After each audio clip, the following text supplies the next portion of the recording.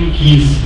Antes de a gente discorrer propriamente sobre as parábolas, eu gostaria de trazer uma pequena explicação sobre a parábola, o recurso que Jesus usou da parábola em si.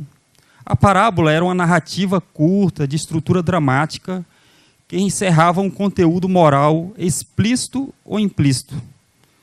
Ela tinha um fator surpresa semelhante ao que ocorre nas piadas, quando as pessoas são apanhadas e seu conteúdo é revelado no final. A parábola, ela tinha essa característica, igual a da piada mesmo. Só que as parábolas que Jesus contava não tinha graça nenhuma para os fariseus. Na verdade, eram crítica a eles.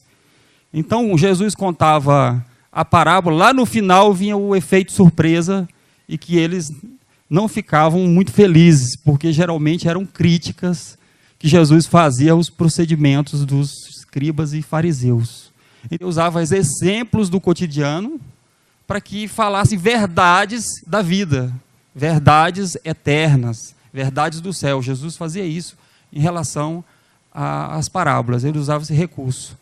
Ocorre que os judeus, principalmente os escribas e fariseus, estavam tão alheios à palavra de Deus que eles fechavam os seus olhos e tapavam os seus ouvidos para não querer compreender as verdades de Deus em relação a tudo que Jesus falava.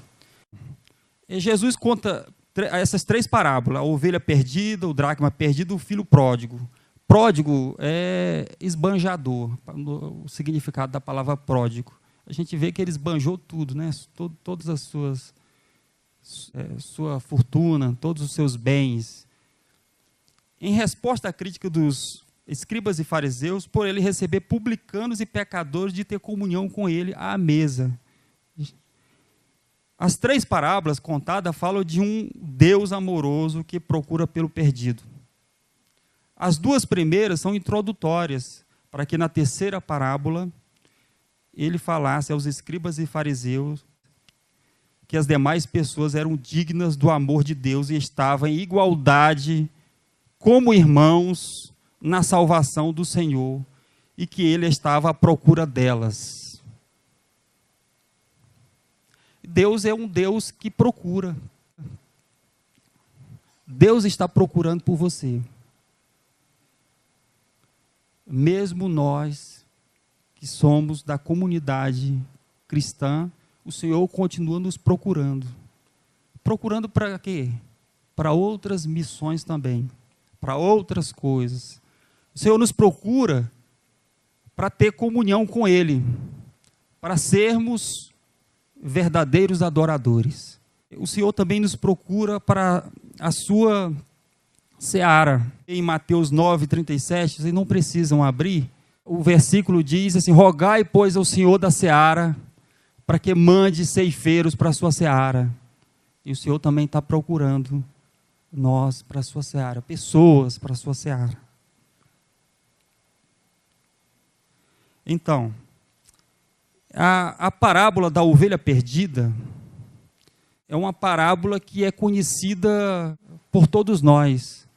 Aliás, esse conjunto de parábolas aqui, essas três, essa trilogia aqui, eu diria que são as parábolas mais conhecidas de Jesus. São parábolas maravilhosas que o Senhor conta. Elas têm realmente uma ideia só, da procura do perdido. Mas Jesus conta elas com objetivos,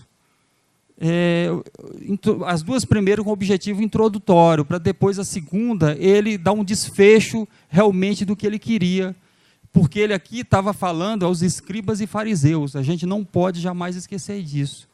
É verdade que nós hoje, não somos os leitores originais, os ouvintes originais, essas parábolas também falam aos nossos corações hoje. Fala aos corações das novas gerações e falou e continuará falando aos nossos corações. Então, Jesus inicia esta parábola, a da ovelha perdida, com uma pergunta: Qual de vós é o homem que, possuindo 100 ovelhas e perdendo uma delas, não deixa no deserto as 99 e vai em busca da que se perdeu? Jesus estava indagando isso àqueles escribas e fariseus. A resposta, naturalmente, seria que se deveria buscar a ovelha perdida. Era natural para o escriba e fariseu que se deveria buscar o animal perdido, mas não era natural para ele que se resgatasse um ser humano perdido. Jesus, em outro momento, os censurou, em Lucas 14:5, porque eles tiravam um jumento caído no poço no sábado, mas não aceitavam que Jesus curasse um ser humano no sábado.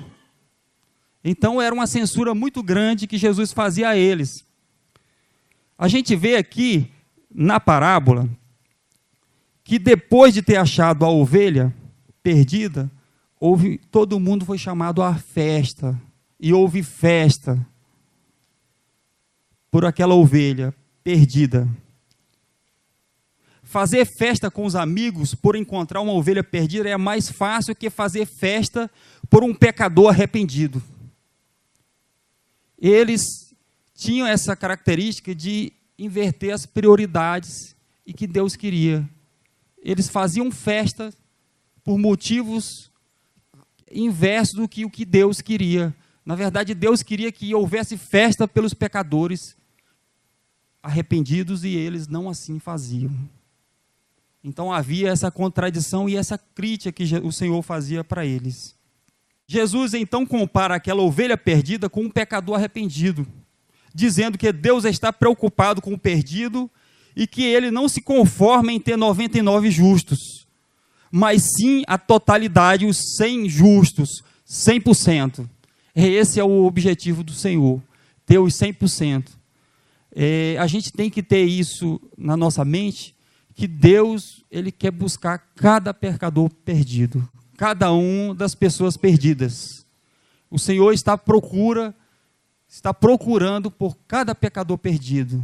E nós somos os seus agentes aqui nessa procura. O apóstolo Paulo fala isso claramente, a intenção de Deus. Ele fala, Paulo falando a Timóteo, 1 Timóteo 2:4, diz assim, que quer que todos se salvem e venham ao conhecimento da verdade. Olha a intenção de Deus, que todos se salvem e venham ao conhecimento da verdade. Nós estamos inseridos nessa busca de Deus por sua ovelha perdida. Não podemos desistir de procurar o perdido, pois ele quer ser achado. Mesmo que as montanhas sejam espinhosas, cheias de lobos devoradores, mesmo que essa ovelha perdida seja arredia, que não queira se aproximar quando a gente chegar perto dela, mas o Senhor quer que nós busquemos essa ovelha perdida, esse pecador perdido. Às vezes, o que nos limita na busca dessa ovelha perdida são as dificuldades das montanhas. Ah, meu irmão, mas essa montanha é muito alta, tem muito espinho, não posso ir tão longe. E a gente acaba que desistindo na busca da ovelha perdida. A gente cria vários empecilhos da nossa comodidade, empecilhos que nos deixa estagnados, parados, as dificuldades, os problemas. E aí a ovelha continua lá, esperando, continua lá, sendo alvo do lobo devorador, sendo alvo de Satanás. Mas a ovelha, no fundo, quer ser achada, quer voltar para o aprisco, porque lá é o lugar dela, no aprisco do Senhor. Mas a gente não pode agir como os escribas e fariseus, deixar o perdido sem ser achado. Outras preocupações.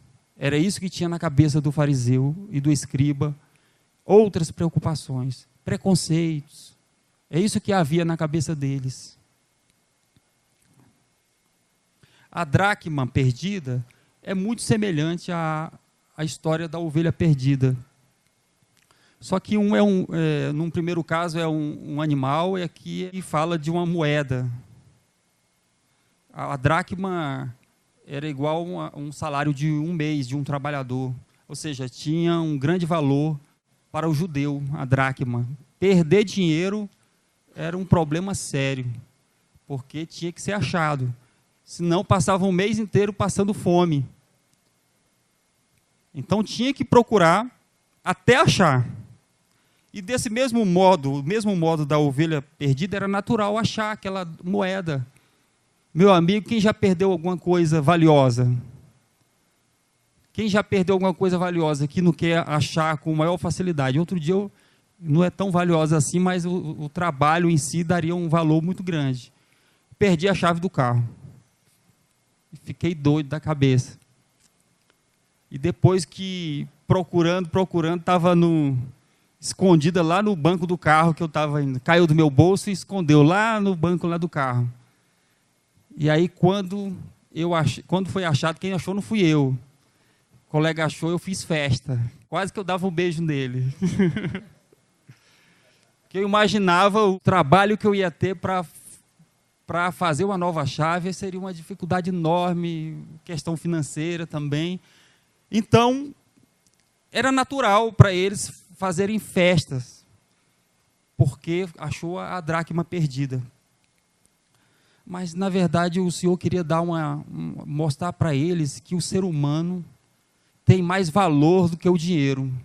O ser humano tem mais valor do que qualquer bem material. Essa é a lição que o Senhor queria dar aqui para os escribas e fariseus. Eles tinham essa preocupação grande. Em um outro momento, se a gente se recordar, o sujeito chegava para Jesus e falava assim: ó, Senhor, manda que meu irmão reparta comigo a herança. Aí Jesus: quem me constituiu juiz entre vocês? Rapaz, se virem, resolvam o problema de vocês, financeiro. Eles queriam que Jesus resolvesse o problema financeiro deles. E Jesus não veio para essa finalidade, e Jesus veio buscar e salvar o perdido. Jesus demonstra que o ser humano tem um grande valor, muito mais que qualquer riqueza deste mundo, e que nós devemos também nos alegrar com isso. E não só isso, mas procurar até achar cada ser humano perdido. Porque é muito valioso. O sangue de Jesus é o preço. O sangue de Jesus foi o preço dado por cada pecador perdido. O sofrimento na cruz de Jesus foi o preço dado por cada pecador perdido. Então a gente tem que, quando nós valorizamos ou valoramos o ser humano perdido, estamos dando valor ao sacrifício da cruz. Quando a gente, mesmo com as dificuldades, resolve investir no mais vil pecador, estamos dando valor ao sangue de Jesus derramado na cruz. A gente tem que ter essa ideia, a gente tem que ter essa noção de que nós estamos investindo no valor do sacrifício de Jesus na cruz. E, na verdade, Ele é que pagou o alto preço por nós. Então, queridos, agora a gente vai entrar na parábola do filho pródigo, que é a parábola que dá um encerramento para essa trilogia. Essa parábola representa um grande finale.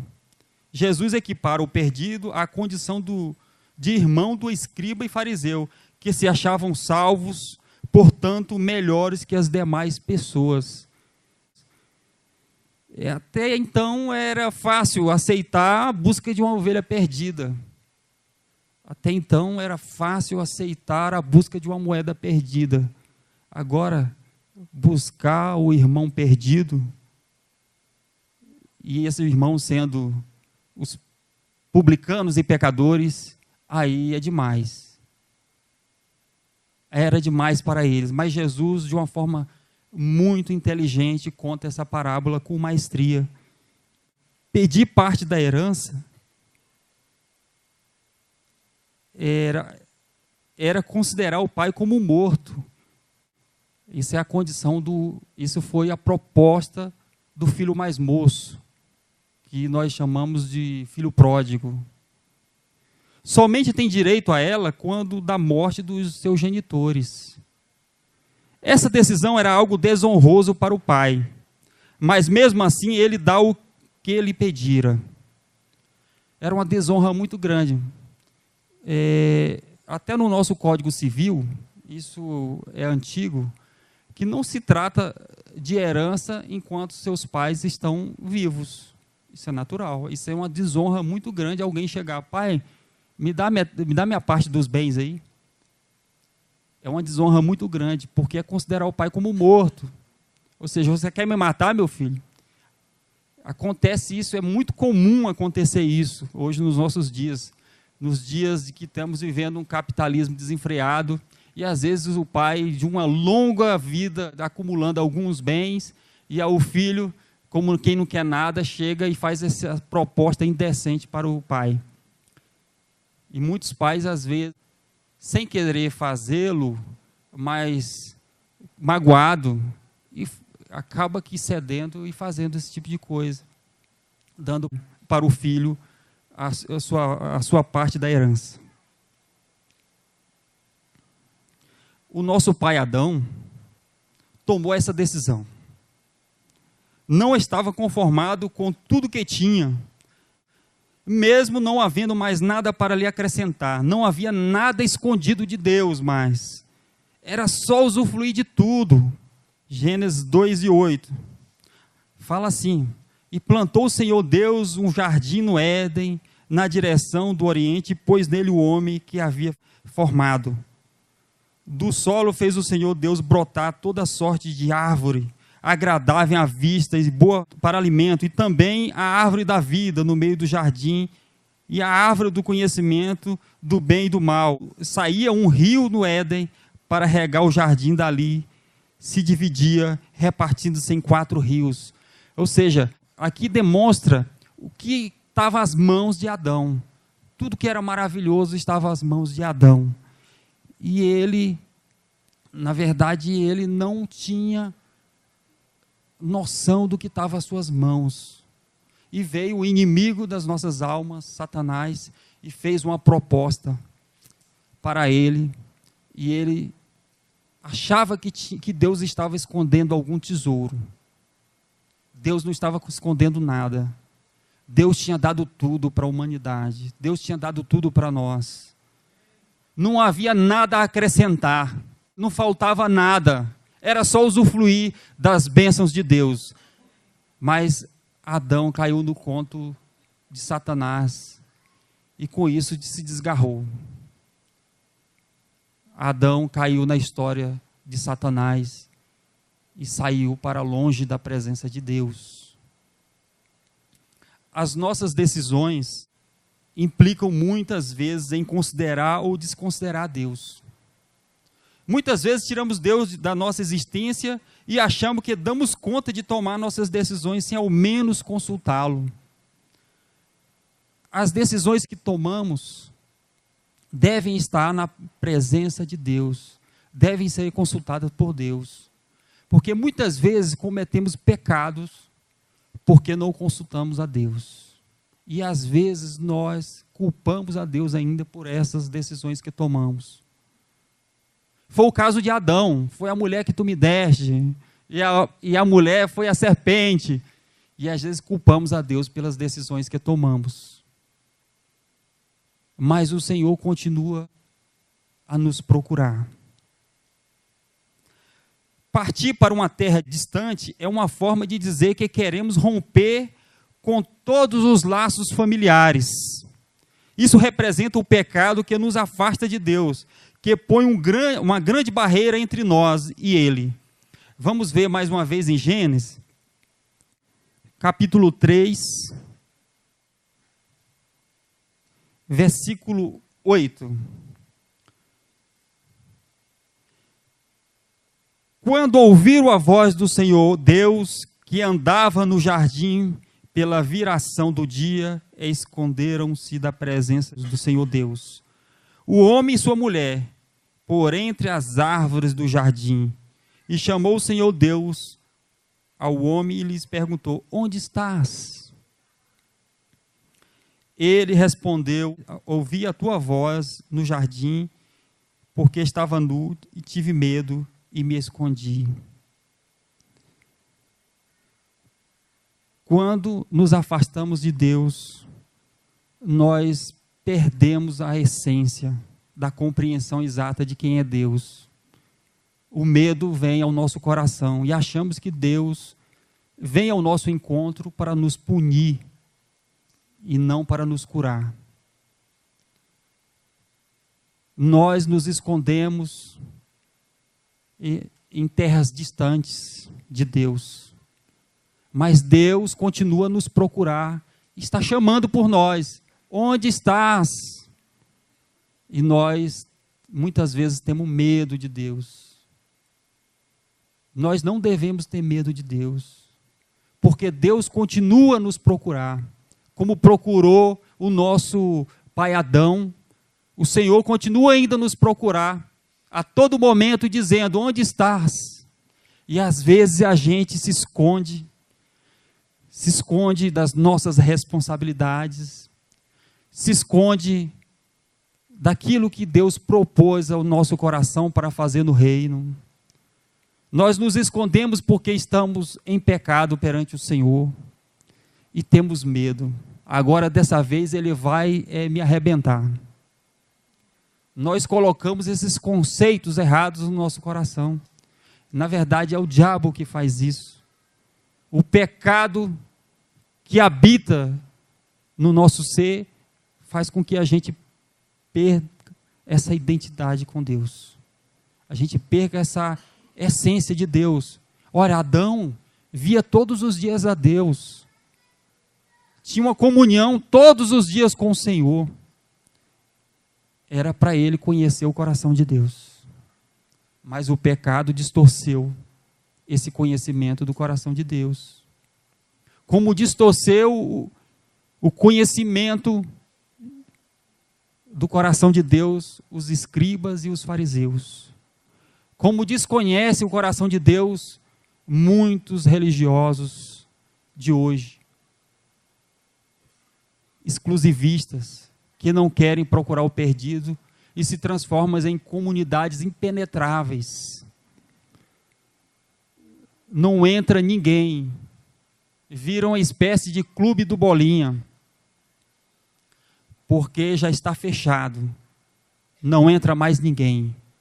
E na verdade Deus continua procurando e dizendo: onde estás? Para o bem e não para o mal.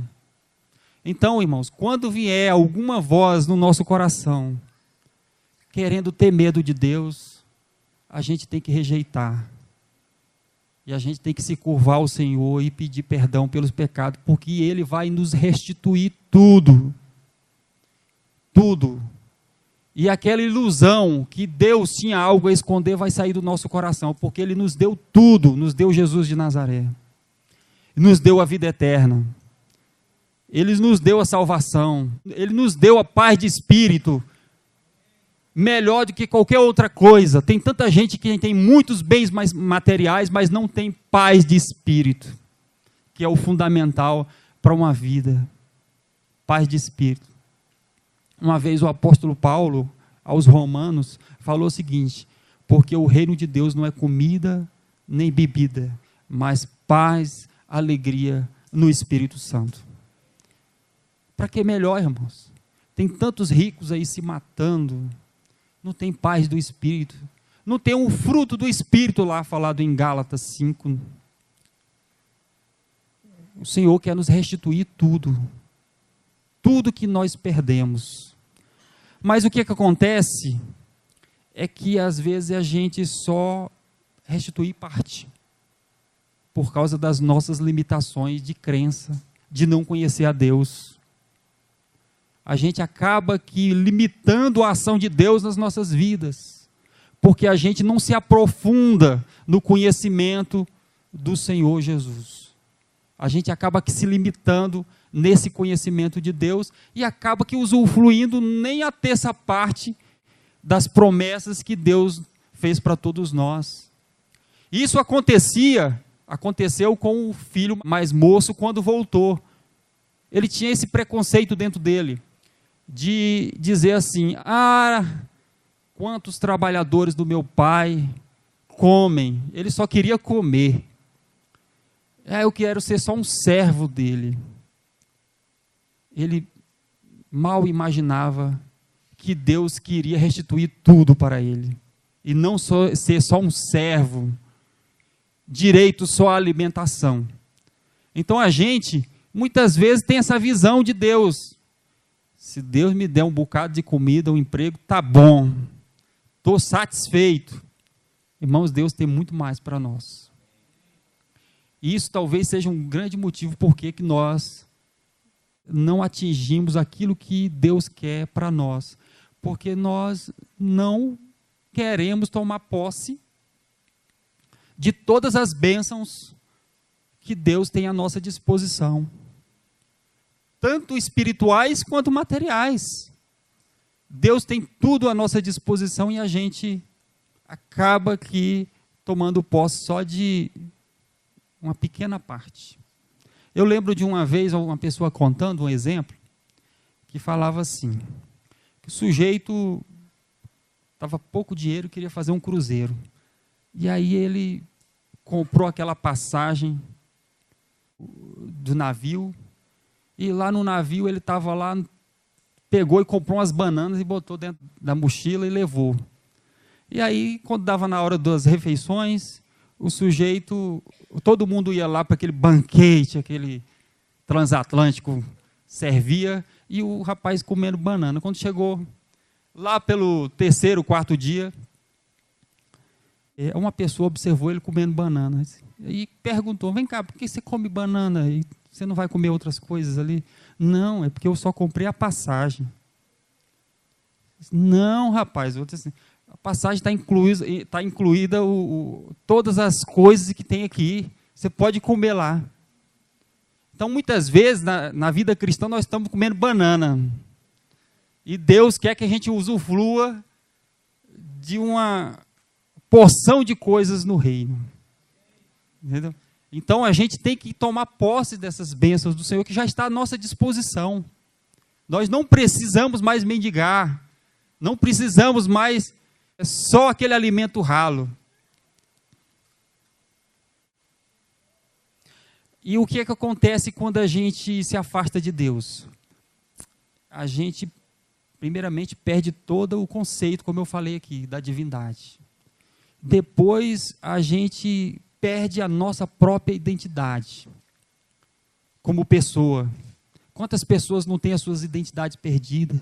A gente vê aí na rua, por exemplo, tem gente, eu vi na televisão mostrando pessoas que são vítimas do crack, de Satanás e do crack, né? Aí a reportagem dos jornais mostra como é que ela era antes e como é que ela era depois. Aí a gente vê que a pessoa perdeu totalmente a sua identidade como pessoa. Cai no fundo do poço e acha que não tem mais jeito. O filho pródigo, o filho mais moço, chegou a esse nível. Ele ficou no fundo do poço, desejou comer os ralões dos porcos. O porco, conforme Levítico, na cultura judaica, era um animal imundo. Pedro, quando se refere ao cristão que volta para o pecado, ele compara ele como se tivesse voltado para a lama. Ou seja, a dignidade é perdida. O cristão, quando acontece isso com o cristão, é a maior tristeza, que perde toda a dignidade que Deus restaurou. Mas muitos só voltam por causa disso, porque não querem compreender aquilo que Deus tem para cada um. Porque quando chega a esse nível, não tem mais como voltar, irmãos. A intimidade que nós temos com Deus não tem mais como voltar. Deus, ele é maravilhoso, é a essência da nossa vida. Quando nós experimentamos isso, não tem como mais voltar. Eu me lembro aqui de Pedro falando para Jesus, num momento difícil, muitos discípulos abandonando o Senhor, e aí Jesus chega para os 12 e fala assim, Até vós querem me deixar? Aí Pedro fala uma palavra muito maravilhosa. Como nós te deixaremos? Só tu tens as palavras de vida eterna. Então, quando nós compreendemos isso, o que são as tribulações, o que são os problemas, o que são as coisas ruins, para que o Satanás tente nos levar à condição de porcos, porque o Senhor já nos resgatou e quer resgatar ainda mais, porque Ele continua procurando você para a salvação, procurando você para uma intimidade maior com Ele, para a adoração, procurando você para o serviço do reino. Ser alguém que procure a ovelha perdida, a dracma perdida e o filho pródigo perdido.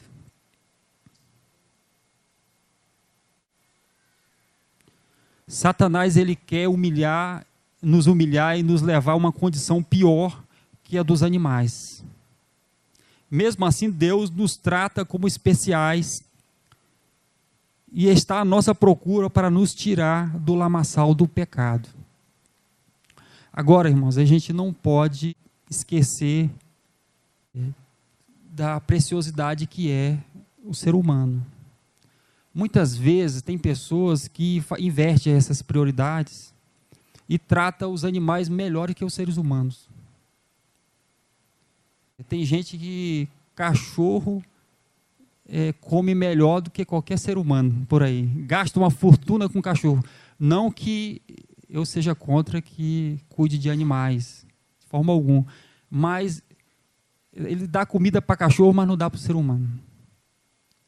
Ajuda o animal, acha um animal perdido, procura para alguém adotar, mas não procura um ser humano que está nas ruas aí. Ama o animal mais do que o ser humano. Então a gente vê essas questões. Tem gente que sai na televisão, gente aí que tem 40 animais e mostra aquela pessoa que procurou para adotar um animal, mas não tem coragem de adotar um ser humano ou de procurar um ser humano e ajudá-lo. A gente não pode ter isso, fazer igual os fariseus faziam. A gente tem que ter esse amor pelo perdido. Isso chama-se amor. Não adianta fazer para ser visto pelas pessoas, mas fazer cumprindo a missão do Senhor. Voltar é a melhor decisão do filho pródigo. Como o filho mais moço, muitos voltam carregados de sentimentos de inferioridade, de culpa, mesmo o pai não levando em consideração os erros do passado. Querer ser só servo é não conhecer o coração de Deus. É não conhecer que Ele nunca deixou de te procurar, não para o mal, mas para o bem, para te restituir a condição de direito a todos os seus bens, dando uma grande festa, direito à vida eterna e a todos os demais bens. A gente vê que aqui nessa parábola, quando o filho toma a decisão de voltar, antes de ele ver o pai já o enxerga. A gente percebe isso nitidamente, demonstrando que o pai nunca deixou de procurá-lo, demonstrando que o pai estava o tempo todo querendo saber onde é que ele estava. E o pai, quando o vê, corre em direção a ele, dá um abraço e um beijo, independente da condição que ele estava. Imagina ele todo maltrapilho, sujo, cheirando mal, e o pai o reconhece ainda, o abraça e o beija. Você tem essa coragem de ir para as ruas, ver alguém aí, dar um abraço, uma pessoa que não tomou banho faz 3 anos, beijá-lo, depois resgatá-lo, dar um banho nele e restituir a condição de ser humano? Então a gente precisa repensar esses nossos valores cristãos. Como é que nós estamos fazendo essas coisas? Então, Deus Ele nos restituiu a condição de ser humano, com dignidade de seus filhos, dando-nos um anel e colocando no nosso dedo. E nós temos essa tarefa também de parceiros de Deus nessa empreitada de resgatar pessoas. Era isso que Jesus queria dos escribas e fariseus. Essa parceria nessa empreitada. Mas qual foi a atitude do irmão mais velho quando viu aquela festa ocorrendo? Foi de indignação. O irmão mais velho estava muito ocupado com os afazeres domésticos, não sobrando nenhum tempo para procurar o irmão perdido. Pelo contrário, tinha grandes ressentimentos contra ele. Nutria também sentimentos de egoísmo e desprezo e falta de perdão, que era o mais importante. Porque aquele irmão mais moço tinha deixado, pelas palavras dele ao pai, estava um ressentimento tão latente. Esse teu filho não era mais irmão dele. Esse teu filho pegou todos os bens e dilapidou com as meretrizes. E o pai tenta conciliar, e levar o sujeito para dentro da festa, mas ele não queria entrar de jeito nenhum. Nem amarrado ele entrar naquela festa. De jeito nenhum. Agora, uma realidade nossa é que, com relação ao perdão, enquanto os nossos desafetos estão longe, está tudo a mil maravilha. Não é isso?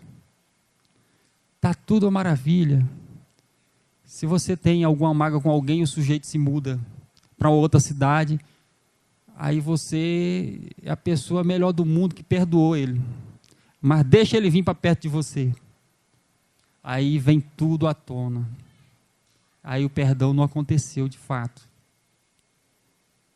É isso que acontecia no coração daquele jovem. O irmão mais velho estava distante. E de repente vem o mais moço, e aí quando ele sabe que ele voltou, e ainda mais, quando o pai faz uma festa, meu amigo, aí o bicho pega. Como é que eu estou aqui há tanto tempo, ele não me deu nem um cabrito para eu fazer uma festa com meus amigos, e ele de repente pega um boi para fazer festa, eu nem um cabritinho, e ele pega um boi para fazer festa. É uma compreensão errada daquele irmão mais velho, porque tudo era dele. Ele podia fazer o que quisesse, matar um boi, 10 bois. Então, muitas vezes, nós temos uma visão exclusivista e queremos Deus só para nós e menos para os outros. Temos uma visão de Deus, de um Deus exclusivista, igual tinha os escribas e os fariseus. Aqui não entra mais ninguém. E aí, Deus, na verdade, quer matar um boi para fazer festa com um pecador arrependido. E nós, assim, olha, vamos experimentá-lo primeiro. Deixa ele chegar primeiro, aí vamos observar. Vou dar uma quarentena para ele. Quarentena para ele, para ver se ele aceita. Vai passar por um batismo. Não um batismo que nós fazemos, mas um batismo assim. Vamos fazer algumas regras, e se o sujeito passar, e aí sim ele vai ser aceito em nosso meio. E a gente se esquece da Bíblia Sagrada, o Senhor, que tem muito texto que fala na Bíblia que venha como está, que o Senhor não quer, quer os perdidos, não quer pessoas sãs. Eu lembro da minha conversão, eu me converti em 1990. Sabe o que gerou a minha conversão? Foi uma palavra de um irmão que estava do meu lado. Eu fui à igreja, já estava lendo a Bíblia há algum tempo, e aí eu estava lá, ouvindo a palavra, quando alguém me convidou para aceitar o Senhor como meu Salvador, aí eu falei para aquela pessoa, não estou preparado, Aí a pessoa que estava do meu lado, com certeza, por meio do Espírito Santo, falou assim, mas Deus é quem prepara. E aí eu não tive outra alternativa. Então a gente às vezes quer pessoas perfeitas, que venham para o nosso meio. Quanto menos problema, melhor. O sujeito vinha cheio de problema, não serve não. Aí sabe que a gente está se formando? Eu não estou falando só de nós aqui não, estou falando da comunidade cristã. Cristãos elitizados. Porque a gente quer pessoas que se convertam perfeitos. Quantas vezes a gente não escuta, olha para o sujeito que não é cristão, aí fala um camarada que tem uma fala boa e fala assim, ei, esse cabra daria um bom crente. Vocês não ouviram isso não, irmãos? Muitas vezes, sabe o que é que daria um bom crente? Aquele pecador, perdido, que não tem mais solução para a vida dele, e que ele quer ouvir uma palavra sua, do Senhor, de salvação, dizendo que tem solução para ele. Que nem tudo está perdido. Que o Senhor está querendo resgatá-lo. Mas a gente quer pessoas perfeitas no nosso meio, pessoas que estejam bem financeiramente, bem psicologicamente, bem espiritualmente. Oh, isso aí é bom demais.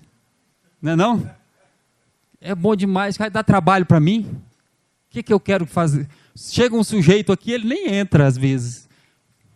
O sujeito que... Eu já vi cenas interessantes. Não vou citar o nome de igreja, mas vou citar que foi igreja, né? Que o papel do diácono é para olhar ali, se não entra ninguém, alguma coisa, vigiar os carros. E aí, muitas vezes eu vi mendigo ser expulso da porta da igreja. Ou seja, tem um segurança ali. Então a gente tem que repensar isso daí. O que a gente está fazendo? Se a gente está impedindo as pessoas para o reino ou está agregando pessoas no reino de Deus. A gente tem que ter essa noção, se nós somos agregadores de pessoas no reino de Deus, ou se estamos excluindo pessoas do reino, igual faziam os escribas e os fariseus. Eles estavam fazendo isso. A gente vê vários episódios na Bíblia, o tempo todo fazendo isso, censurando Jesus porque estava no meio dos pecadores.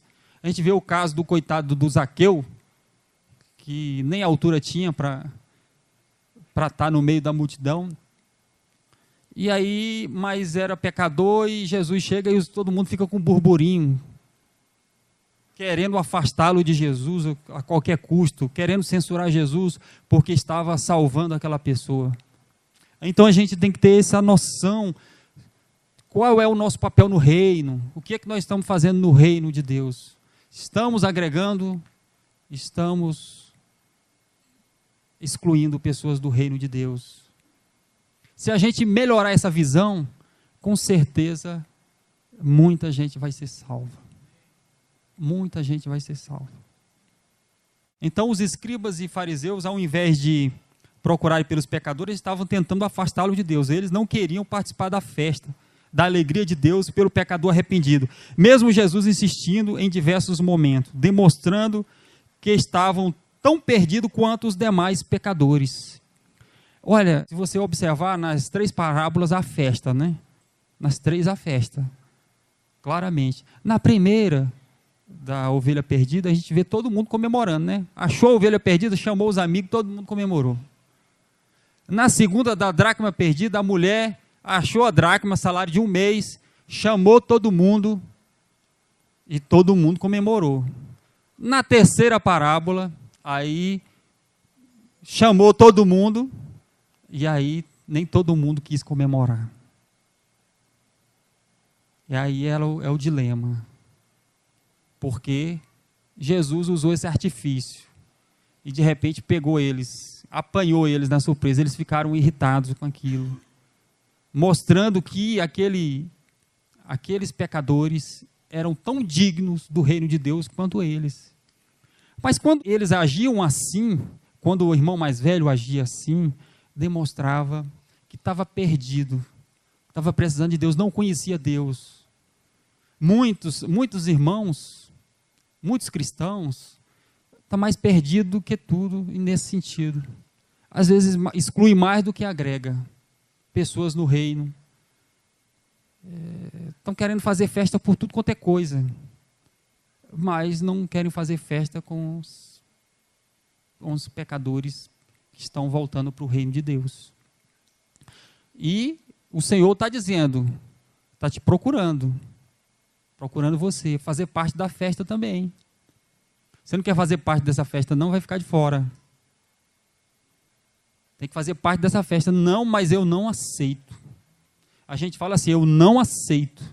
A gente tem esses conceitos de dizer que não aceita. Às vezes a gente não aceita a mudança de vida no outro. As pessoas do mundo aí não compreendem essa transformação que o Senhor faz. E aí, muitas vezes, o sujeito é tão pecador, miserável, o Senhor chama para o reino, e aí as pessoas admiram. Não, eu não aceito. Matou, roubou, estupou, e agora está dizendo que é crente? Eu não aceito. E muitos crentes, pasmem, também não aceitam. Não aceitam, querem a vingança. Querem a exclusão, a vingança. E a gente tem que parar com isso e ver o que é que Deus tem para nós. Qual é a visão de Deus?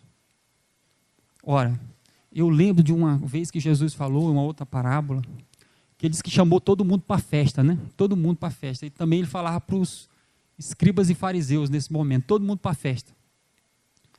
Aí os convidados da festa não foram para a festa. E de repente dizem, faz o seguinte, eu não quero minha festa vazia. Pega todo mundo que estiver na rua aí e chama para a minha festa. Aí pegou prostituta, pegou ladrão, pegou tudo quanto é gente para a festa. E a festa foi cheia e houve muita alegria. Foi isso que aconteceu também com os escribas e fariseus. E aí eles não queriam participar da festa.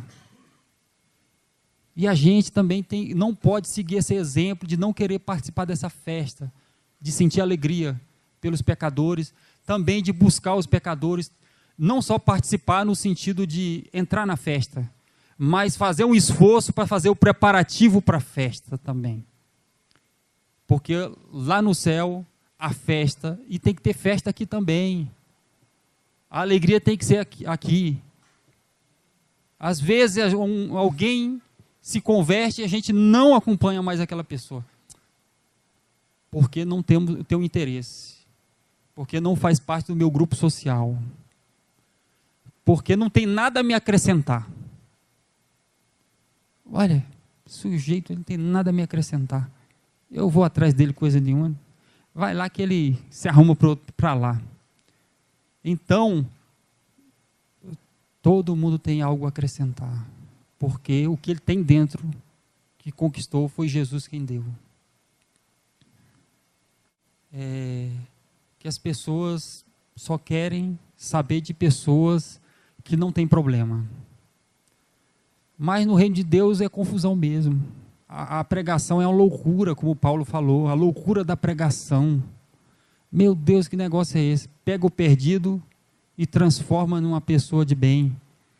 Onde abundou o pecado, superabundou a graça. Sabe por que o evangelho tem mais aceitação no meio das pessoas mais pobres? Porque eles são carentes de tudo. E Deus aproveita dessa carência, o evangelho, para falar o coração daquelas pessoas. É verdade que entra muito assunto que não tem interesse, né? Muita gente que entra falando que vai ficar rico, vai entrar no reino de Deus, vai ficar rico, o camarada se anima. Mas Deus, ele é tão bondoso que mesmo essas pessoas que têm essa ilusão, muitas permanecem no reino. E descobre, às vezes, através de algum sofrimento, que o Senhor está querendo dar-lhe a vida eterna. Que essa questão de bens materiais é algo em segundo plano. Que é bom que a pessoa trabalhe, né? Para ter com que repartir com os outros. E aí o Senhor traz muita gente para o reino.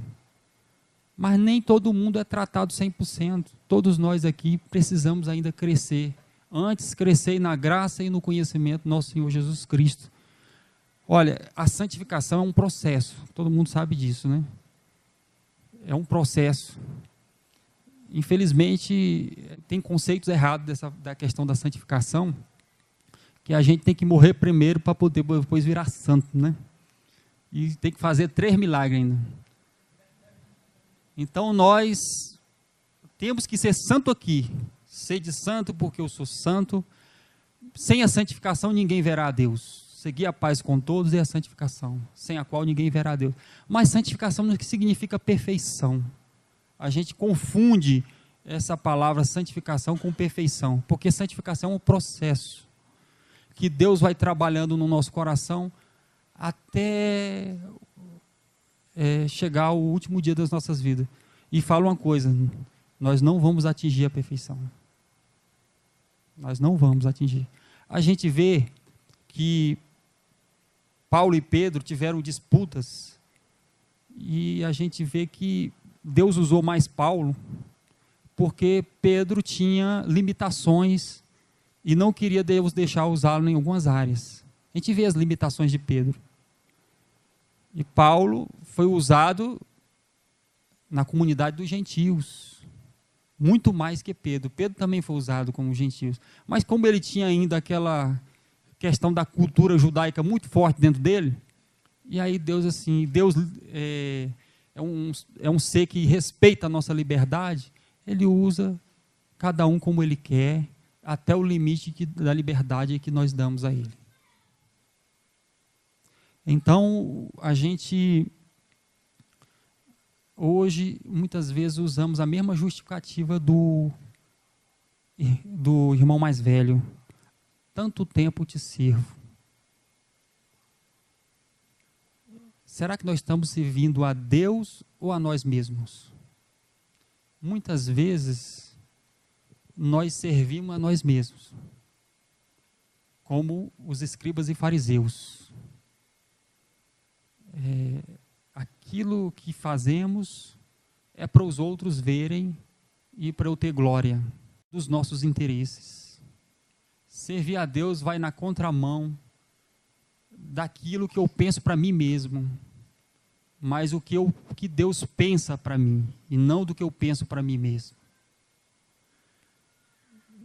O irmão mais velho não queria abrir mão do seu ego, dos seus valores, das suas crenças pessoais. Representava ali, o irmão mais velho, os escribas e fariseus. Desde o início, a parábola foi contada para eles. Eles eram o irmão mais velho. Como nós hoje também podemos ser o irmão mais velho nessa parábola. Depende como nós servimos a Deus. Servimos a Deus ou servimos a nós mesmos? Vivemos uma igreja para o reino de Deus ou uma igreja para nós mesmos?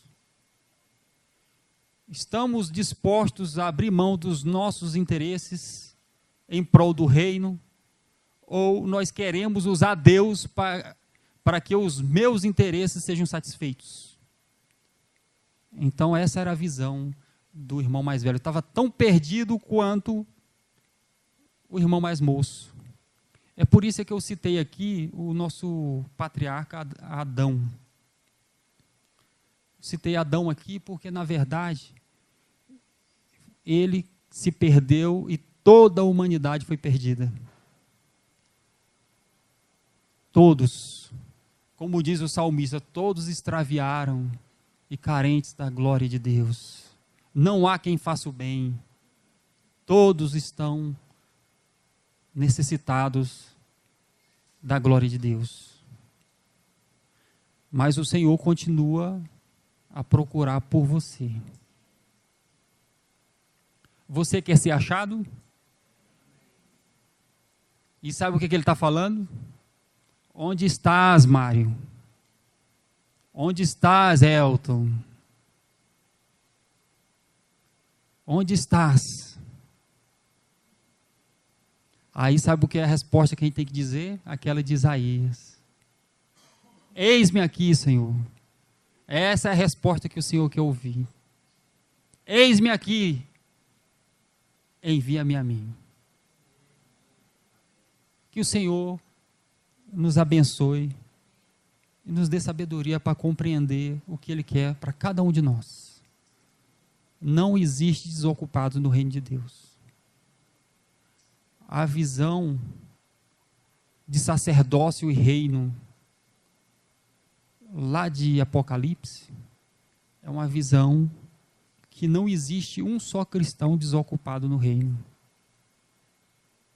Que o Senhor nos abençoe. Amém.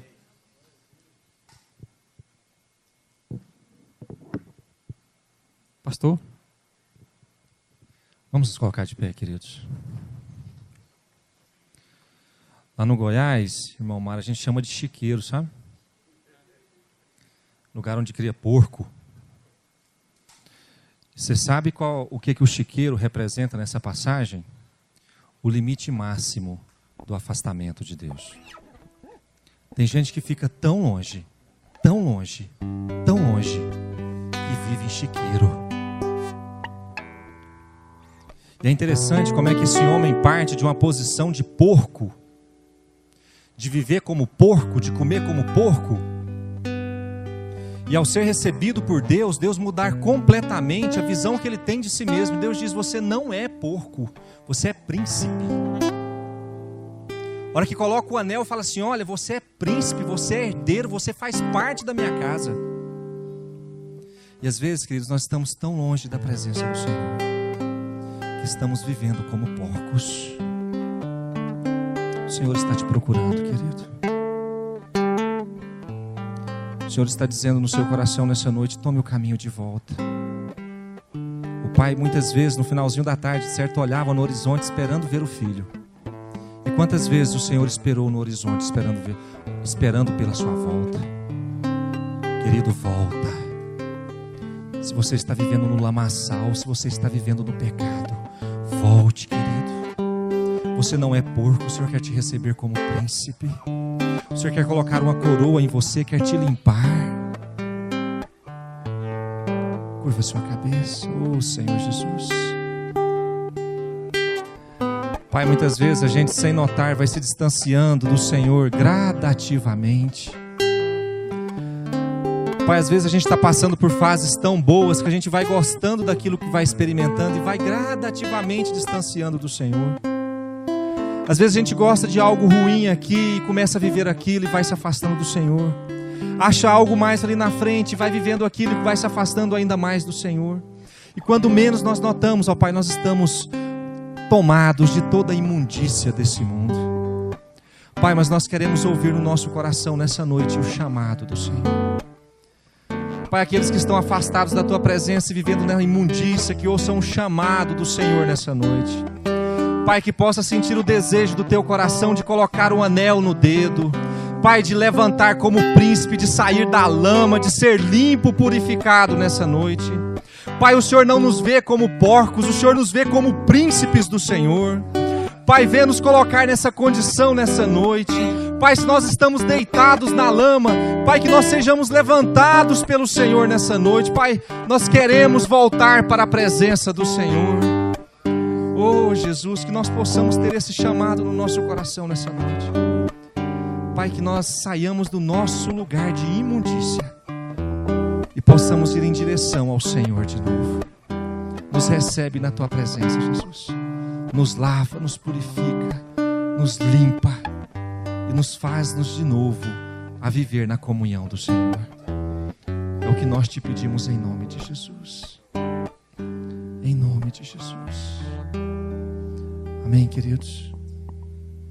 Não como porcos, mas como príncipes. Diga para o irmão que está aí do seu lado: você é um príncipe do Senhor. Se for irmã, diga princesa: você é uma princesa do Senhor. Eu não estou ouvindo, fala mais alto, querido.